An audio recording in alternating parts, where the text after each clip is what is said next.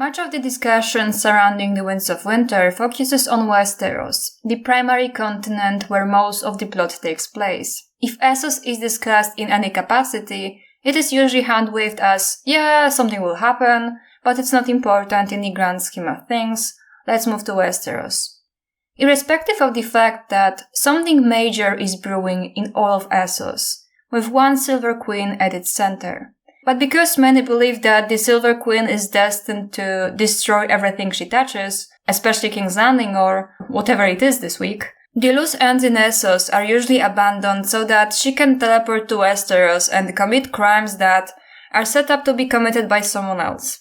But my bold claim is that in the Winds of Winter, Daenerys will spend most of, if not all of, her time in Essos, tying these loose ends and untangling all the knots with fire and blood.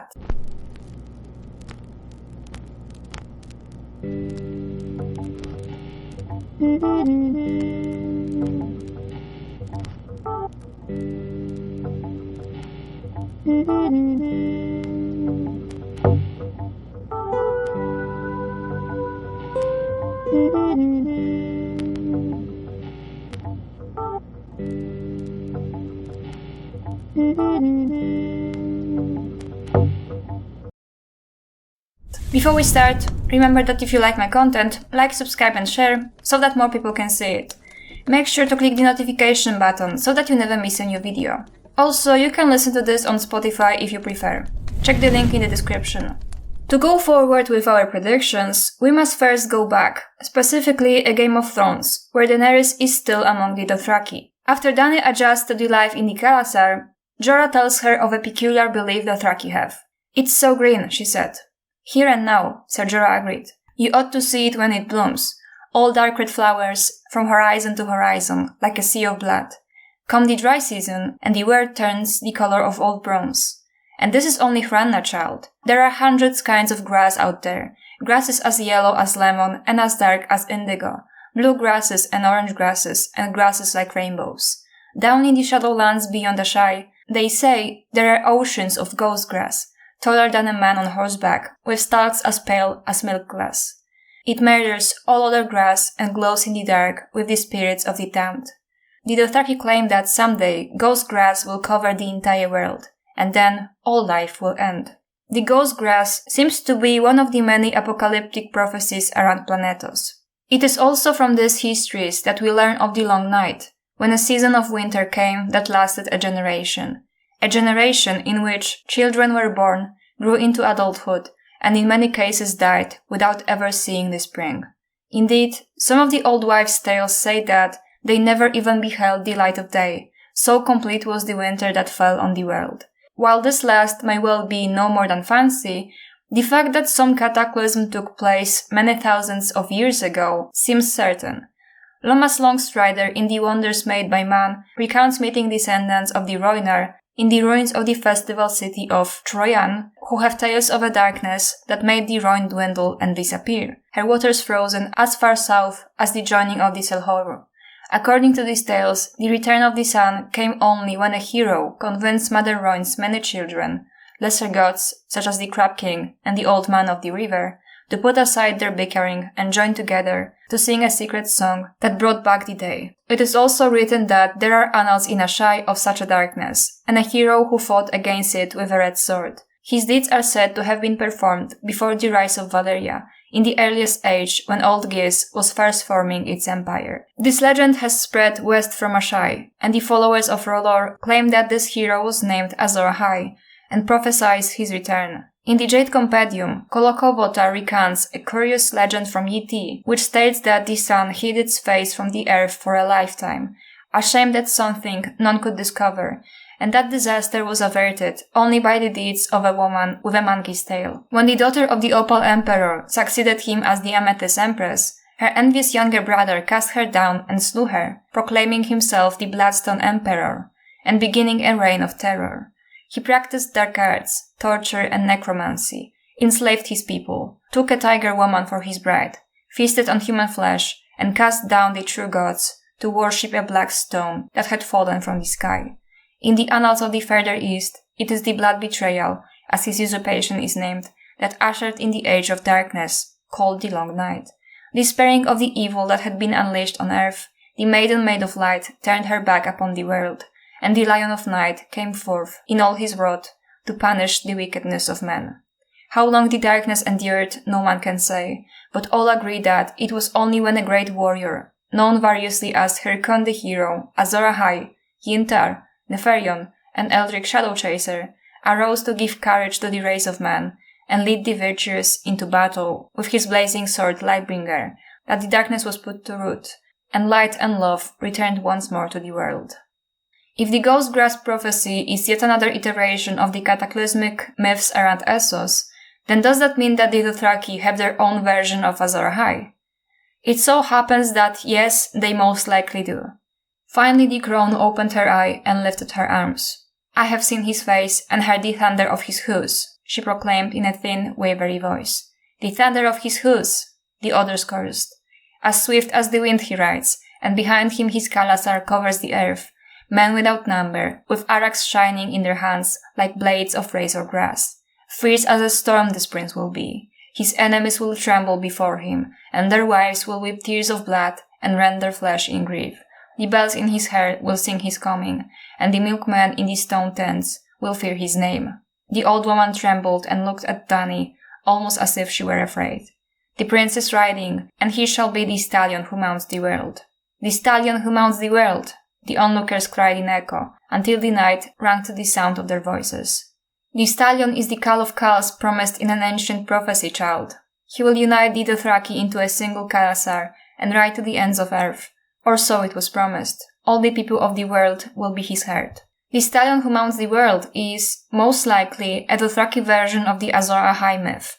But rhaegal ends up getting murdered in Dany's womb by Mirri Maz Duur, and thus both she and Daenerys believed that the prophecy was averted. But was it?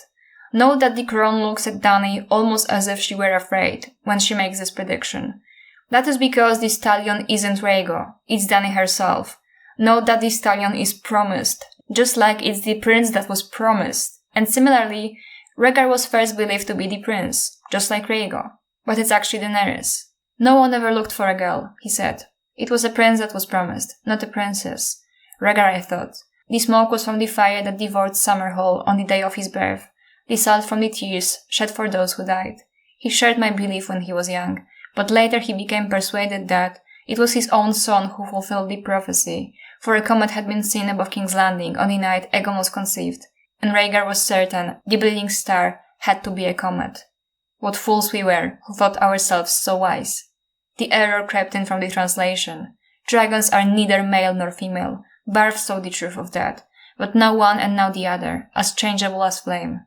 The language misled us all for 1,000 years. Daenerys is the one, born amidst salt and smoke. The dragons prove it. Additionally, as Drogo's Kalasar makes it to Vaes Dothrak to present Daenerys to the Dosh Khaleen, it is also customary for a Khal and his blood riders to ascend the Mother of Mountains. "Khaleesi," Goholo said to her in Dothraki, "Drogo, who is blood of my blood, commands me to tell you that he must ascend the Mother of Mountains this night to sacrifice to the gods for his safe return. Only men were allowed to set foot on the Mother, than he knew. The Khal's blood riders would go with him, and return at dawn. Later, it is customary for a Khaleesi to bathe in the lake called Womb of the World, which seems to be right under the Mother of Mountains. And fittingly, the Mother has a womb. They rode to the lake the Dothraki called the Womb of the World, surrounded by a fringe of reeds, its water still and calm. 1,000 years ago, Jiqui told her, the first man had emerged from its depths, riding upon the back of the first horse. The procession waited on the grassy shore as Dany stripped and let her soiled clothing fall to the ground. Naked, she stepped gingerly into the water. She heard the old women of the Dosh Khaleen muttering to each other as they watched, and wondered what they were saying. I believe that in this scene the crones may be discussing what they have actually seen. Not Rhaegal, but Daenerys herself. Interestingly, after the birth of her dragons, Daenerys is called Mother of Dragons, just like the Mother of Mountains, where, ironically, women aren't allowed to ascend. For now. After Drogo's Kalasar splits, Dany learns of the fate of Iroe, a Lazarin girl she claimed during the raid, and who was responsible. Iroe? Asked Dany, remembering the frightened child she had saved outside the city of the Lampmen. Mago seized her. "Who is Khal Draco's blood rider now?" said Jogo. He mounted her high and low, and gave her to his Khal, and Draco gave her to his other blood riders. They were 6. When they were done with her, they cut her throat. "It was her fate, Khaleesi," said Ago. "If I look back, I am lost." "It was a cruel fate," Dany said. "Yet not so cruel as Magos will be. I promise you that, by the old gods and the new, by the lamb god and the horse god and every god that lives, I swear it by the mother of mountains and womb of the world. Before I am done with them, Mago and Kujako will plead for the mercy they showed Iroe." The Dothraki exchanged uncertain glances. "Khaleesi," the handmaid Iri explained, as if to a child. "Draco is a Khal now, with 20,000 riders at his back." She lifted her head. "And I am Daenerys Stormborn, Daenerys of House Targaryen, of the blood of Aegon the Conqueror and Maegor the Cruel, and old Valyria before them. I am the dragon's daughter, and I swear to you, this man will die screaming." Once Daenerys makes it to Karth, she hears a prophecy from the Shadowbinder Quaithe. "To go north, you must journey south. To reach the west, you must go east. To go forward, you must go back. To touch the light, you must pass beneath the shadow." And later, in the House of the Undying, she sees the following vision. Beneath the Mother of Mountains, a line of naked crones crept from a great lake and knelt shivering before her. Their grey heads bowed. This corroborates the fact that the womb of the world is beneath the Mother of Mountains. By the end of A Dance with Dragons, Daenerys solves one last part of Quaithe's riddle. Following her departure from Meereen on Drogon's back, they make it into the Dothraki Sea, where she encounters a Khalasar. To go forward, she must first go back, return to Vaes Dothrak. As the western sky turned the color of a blood bruise, she heard the sound of approaching horses. Dany rose, wiped her hands on her ragged undertunic, and went to stand beside her dragon. That was how Khal Draco found her, when 100 mounted warriors emerged from the drifting smoke. Taking all of this into account, what is then going to happen in Vaes Dothrak? Daenerys will return to Vaes Dothrak, and will do so willingly, probably by expressing a wish to join the Doshkalin. Once she is in Vaes Dothrak, Daenerys will ascend the Mother of Mountains and descend on Drogon's back. Just like the first man emerged atop a horse from the womb of the world, Daenerys will emerge from the Mother of Mountains atop a dragon. This will prompt the Doshkalin to accept the fact that the prophecy always spoke about Dany and not her son. No one ever looked for a girl. It was a stallion who mounts the world, and not a mare. Rhaegal, we thought. After that happens, the Doshkalin will ritualistically bathe themselves in the womb of the world and kneel before the stallion, thus fulfilling the Undying Vision. And after that happens, Daenerys will deliver her promise on the vengeance on Mago and Draco for what they did to Iroe. Many assume that the stallion who mounts the world is a negative prophecy, that his destiny is to pillage and conquer and destroy. But if we look at this stallion as yet another iteration of Azor Ahai and related prophecies, and if in all other instances this figure is meant to be seen as positive, a hero uniting his people to fight against the darkness, why would this stallion be any different? The Dothraki have a purpose aside from being a scary boogeyman, because the stallion and his herd shall ride to the ends of earth, that is, beyond the wall. Finally, he looked north. He saw the wall shining like blue crystal, and his bastard brother Jon sleeping alone in a cold bed, his skin growing pale and hard as the memory of all warmth fled from him. And he looked past the wall, past endless forests cloaked in snow, past the frozen shore, and the great blue-white rivers of ice, and the dead plains where nothing grew or lived. North and north and north he looked, to the curtain of light at the end of the world, and then beyond that curtain. He looked deep into the heart of winter, and then he cried out, afraid, and the heat of his tears burned on his cheeks. The wording is very similar here. Ends of earth, end of the world. The Dothraki, the one united Khalasar, will be crucial towards riding to the ends of earth, to destroy the heart of winter. Another thing that I believe will happen is that the Doshkalin will leave Vaes Dothrak alongside the unified Khalasar. While it's true that they are the spiritual Dothraki leaders and enjoy a great deal of authority, they do not become Doshkalin out of their own volition and are essentially forced to permanently reside at Vaes Dothrak. And every Khaleesi whose Khal dies becomes a Doshkalin, whether she likes it or not. Daenerys already broke the mold by becoming the first female Khal. Who is to say that she will not break yet another patriarchal practice? And if all the Dothraki will be the stallion's herd, then all of them must be, not just the warriors. The Doshkalin will be well placed in her councils.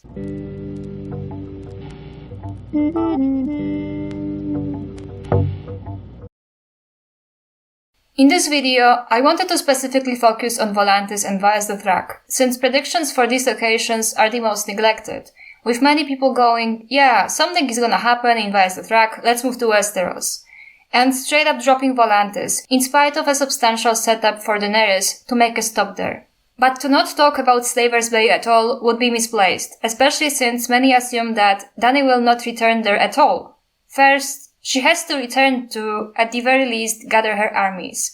Secondly, to not have a satisfying resolution to this storyline would be plainly narratively unsatisfying. You may dislike the meereen arc all you want, it does not change the fact that George simply dropping it and moving somewhere else would be bad writing, plain and simple. The problem is that, while we do have textual evidence and even prophecies that will help us decipher what is going to happen in Vaes Dothrak and Volantis, meereen is another thing entirely. This storyline is so complex and has so many players converging that it's almost impossible to give a concrete timeline of possible events. Hence, predictions for this section will be rather limited, nebulous, and based on my own guesses more than anything concrete. Before Dany's departure from meereen, some sort of a peace, albeit in my opinion a false one, was achieved. In exchange for allowing meereen to remain a free city, Yunkai is allowed to trade in slaves, and Astapor is to be rebuilt as a slave city, with Hizdar's and Dany's marriage sealing the deal. But that state of things probably wouldn't have lasted a long time either, considering that Dany's abolitionist campaign isn't reserved to the confinements of Slavers Bay anymore. As we learn in Barristan's chapters, Volantis launched its fleet against Daenerys, so the peace would have probably been broken anyway. If even one formerly slave city is allowed to exist, then that poses a threat to all slave-based entities in Essos. The slavers need to make an example by destroying the revolution, to make the slaves believe that any uprising is impossible and best they could do is keep their heads down. We know that a Dance with Dragons was supposed to end with a battle, dubbed Battle of Fire, but that was moved to the Winds of Winter. What we thus far know from the sample chapters is that the participants of the battle on the side of Daenerys will be Unsullied, Stormcrows, Pit Fighters, Brazen Beasts, Mother's Men, Free Brothers, and Stalwart Shields, with Barristan assuming command, riding Daenerys' silver to channel her image. Normally, Barristan would have preferred to withstand the siege rather than attack the enemy on the open field, but because the Yunkai sent corpses infected with the bloody flags into meereen in hopes of the city getting infected and dying out, there is no other choice but to stop them. Barristan's goal is to destroy one of the 6 Yunkish trebuchets, to distract them so that the Unsullied have time to get in the formation. As that happens, Victarion Greyjoy's Iron Fleet arrives and joins the battle on their side. At the same time, Tyrion joins the Second Sons and convinces them to rejoin Daenerys. Viserion and Rhaegal, who have been set loose by Quentyn, are circling the city. Here's where my limited predictions start. I believe that the siege will last for quite a long time and that Barristan will, unfortunately, be one of the casualties. How and why he will die, we cannot be sure. But considering that 2 new POVs sprout around Daenerys, his demise seems more or less certain. The arrival of the Iron Fleet is an enormous advantage, but the Volantin fleet that is on its way complicates the situation. I think that the Volantin fleet will arrive shortly before Dany returns from Vaes Dothrak. The unified Khalasar will be following behind, but since dragons travel faster than horses, Dany will go ahead and return to meereen alone. If I were in Dany's position, I would keep the Khalasar a secret from everyone but a few chosen trusted people to give myself more time to act. What I am quite certain of is that Daenerys will finally decide to use drogon in battle and break the Volantin sea siege. The ships that do remain intact will be very convenient for carrying her west. At some point, perhaps before Dany's return from the Dothraki Sea, Victarion will have Hizdar killed by tying him to the prow of his ship, the way Euron did with Thalia flowers in The Forsaken, thus fulfilling the undying prophecy of a corpse standing at the prow of a ship, with grey lips smiling sadly, the corpse being Hizdar. That part of the prophecy always seemed like a bit of a retcon to me. Since it was followed by Bride of Fire, then this prophecy has to refer to a husband, therefore it must be Hizdar. but the grey lips smiling sadly don't really point out to him. Hisar and meereen seem like a much later addition to the story than initially planned, hence, division still does work, albeit in a bit of a roundabout way. The remaining youngish forces will be swiftly dealt with by the upcoming Dothraki screamers, and I think that Dany won't forgive Brown Ben for his betrayal. Another reason why the storyline won't end abruptly without any resolution whatsoever is that, among other things, Daenerys has to confront the Harpy. I am 99.99% certain that Galaza Galaria the Green Grace is the Harpy. Assuming that the siege is lifted for good and Dany deals with the remaining slave masters in Meereen with fire and blood, as she should have from the beginning, then Galaza may admit to being the Harpy by herself, having nothing to lose anymore. It will resemble the situation with Miri, an older woman Dany trusted, revealing her betrayal and teaching Dany a valuable, albeit a painful lesson. But merely killing all the remaining slave masters in Meereen is not enough to stabilize the situation enough. Astapor is a good example. Opportunists arose and reduced the city to ruin. There is, however, a way to alleviate it.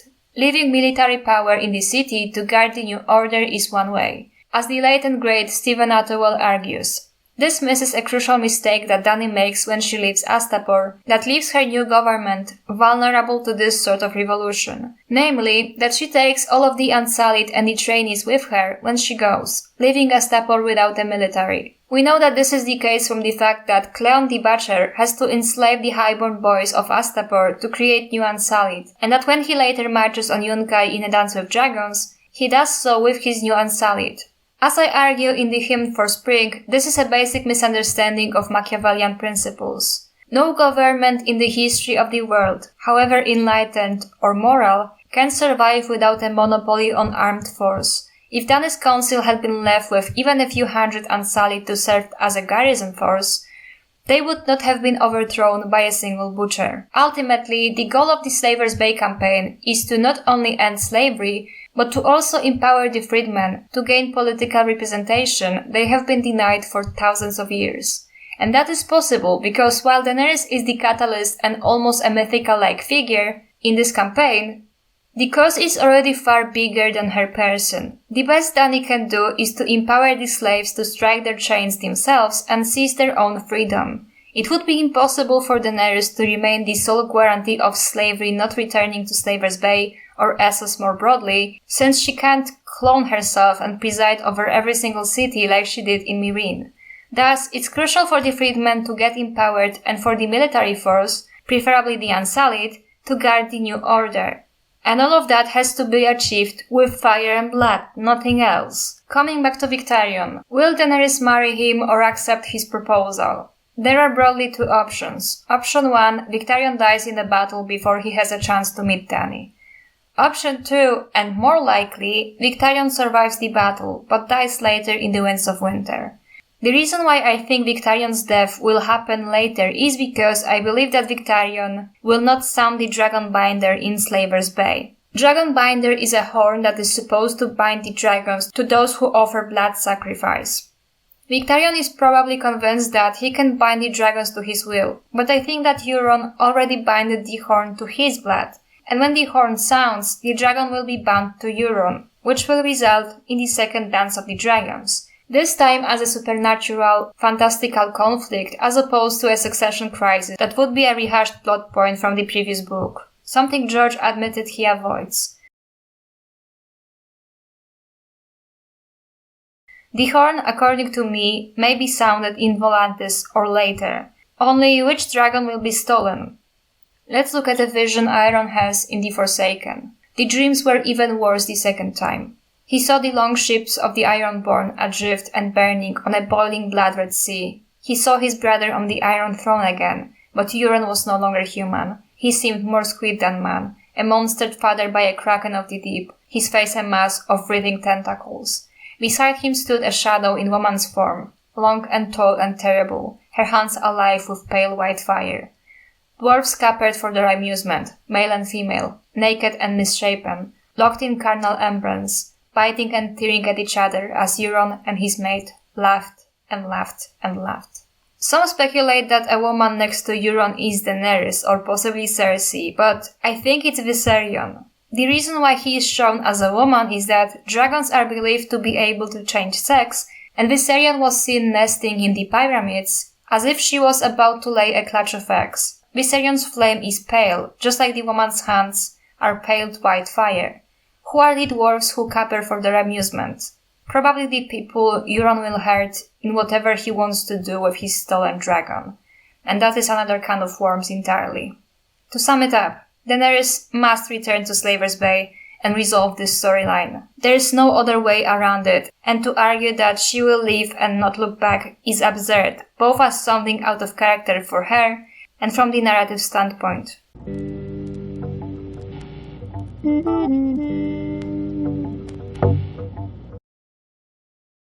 Daenerys' abolitionist campaign has long left the confines of Slaver's Bay and spilled over the rest of Essos. Her legend is particularly strong in Volantis. The significance of this can't be understated, given the fact that Volantis considers itself the spiritual successor of Valyria. Volantis, the mightiest of the three cities, quickly laid claim to Valyria's mantle. Men and women of noble Valyrian blood, though not dragon lords, called for war upon the other cities. A big theme in Dany's story that is often overlooked is how, by going against slavery, Dany confronts the horrific legacy of old Valyria, legacy left behind by her own ancestors. That is going to become an even stronger point now that Volantis enters the picture. The Volantene do descend from the Valyrians after all. Ancient and glorious old Volantis, as the city is often named, sprawls across one of the four mouths of the Rhine, where the mighty river flows into the summer sea. The older districts of the city lie upon the eastern banks, the newer on the west, but even the newest areas of Volantis are many centuries old. The two halves of the city are linked by the Long Bridge. The heart of old Volantis is the city within the city, an immense labyrinth of ancient palaces, courtyards, towers, temples, cloisters, bridges, and cellars, all contained within the great oval of the Black Walls, raised by the freehold of Valyria in the first flash of its youthful expansion. 200 feet tall and so thick that 6 four-horse chariots can race along their battlements side by side, as they do each year to celebrate the founding of the city, these seamless walls of fused black dragonstone, harder than steel or diamond, stand in mute testimony to Volantis' origins as a military outpost. Only those who can trace their ancestry back to old Valyria are allowed to dwell within the Black Walls. No slave, freedman, or foreigner is permitted to set foot within without the express invitation of a scion of the old blood. How convenient that all the slavers in Volantis dwell in a very specific place that no freedman is allowed to be in.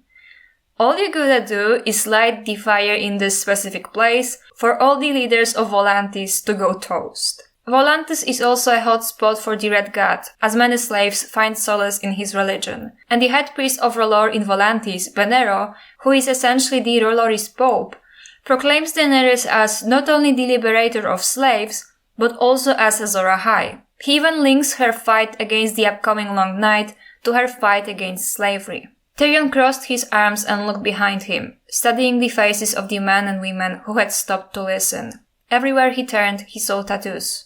Slaves. 4 of every 5 of them are slaves.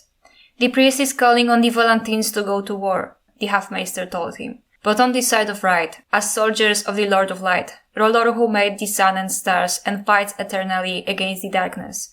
Nessos and Malako have turned away from the light, he says, their hearts darkened by the yellow harpies from the east. He says, dragons. I understood that word. He said dragons. Aye. The dragons have come to carry her to glory. Her, Daenerys. Haldon nodded.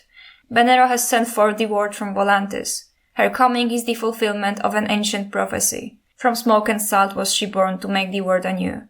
She is Azor Ahai returned, and her triumph over darkness will bring a summer that will never end.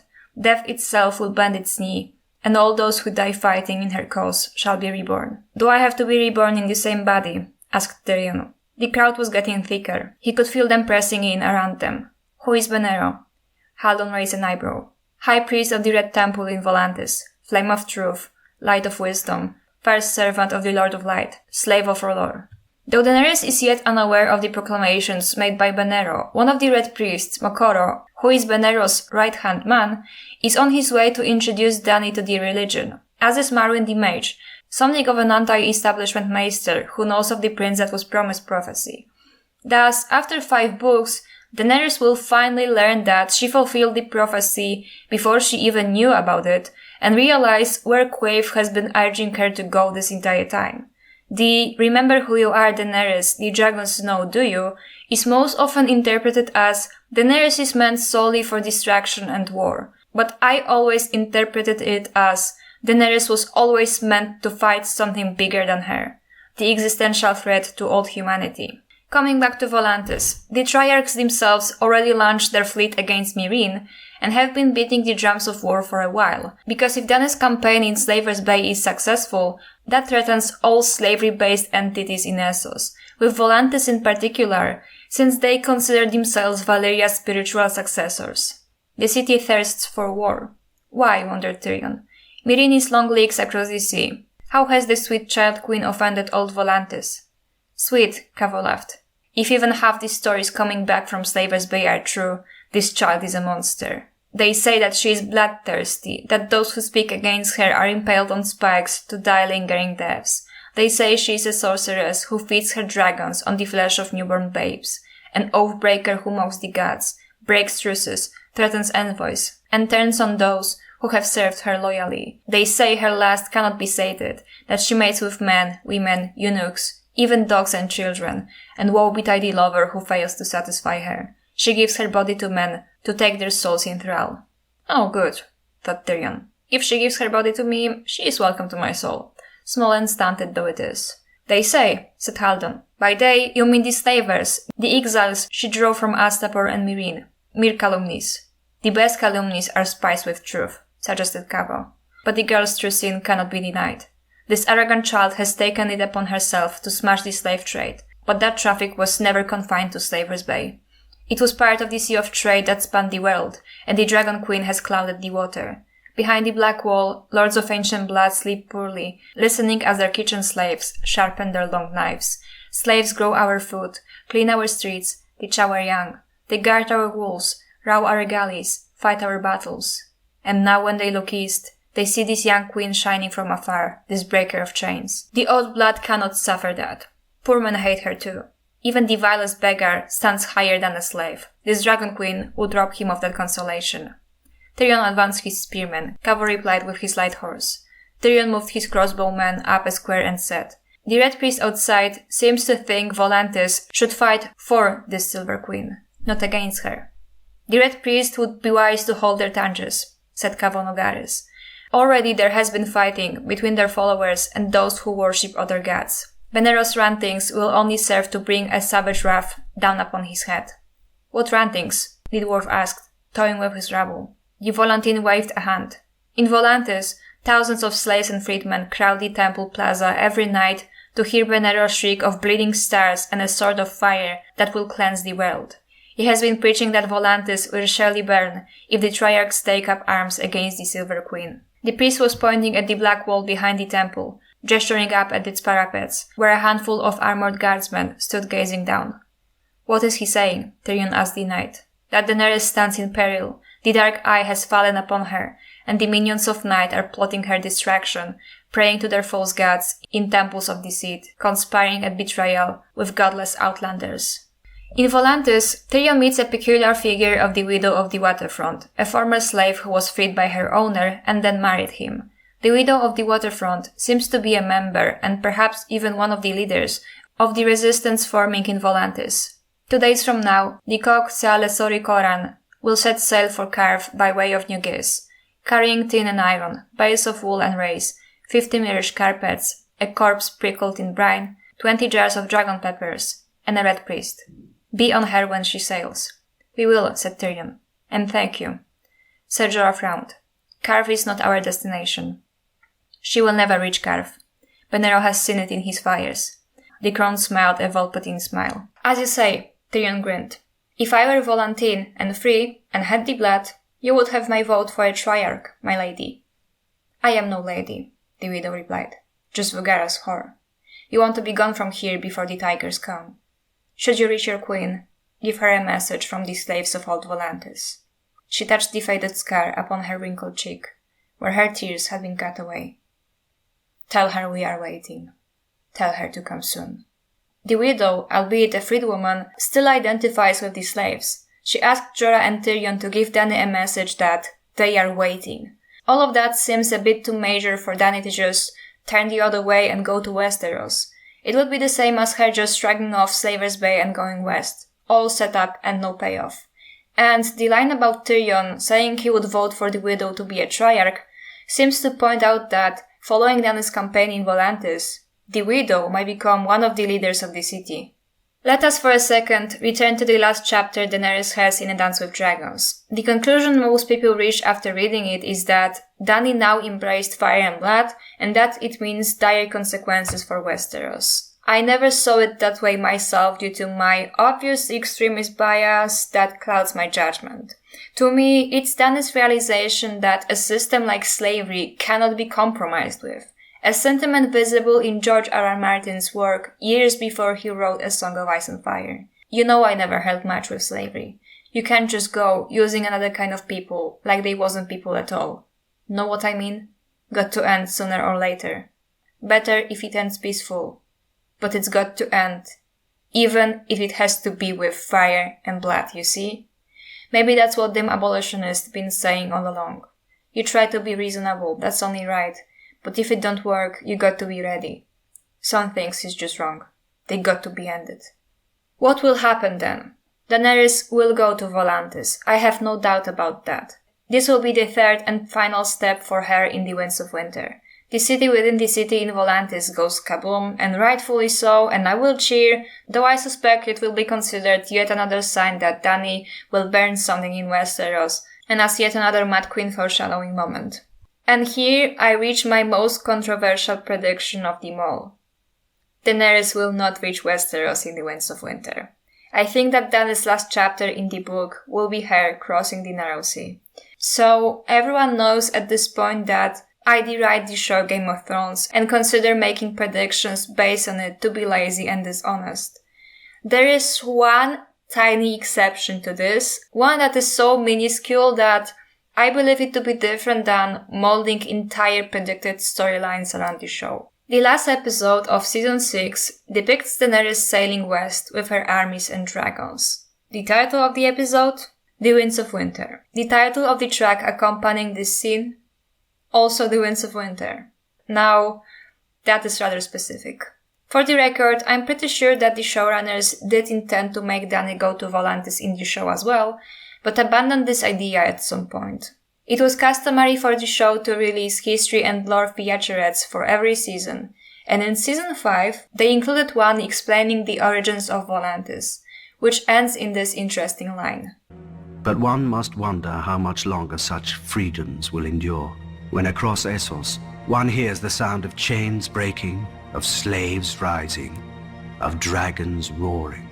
Volantis may call itself the first daughter of Valyria, but it is not the last. Dragons roaring, the first but not last daughter of Valyria. Those are obviously references to Daenerys Targaryen. The city within the city, beyond the Black Wall, will burn. And yes, some slaves will probably be caught in the crossfire, but the thing is, they are ready for that. As Benero proclaims, all that die fighting for her will be reborn. They are ready for it. They are waiting for her, and they hope she will come soon.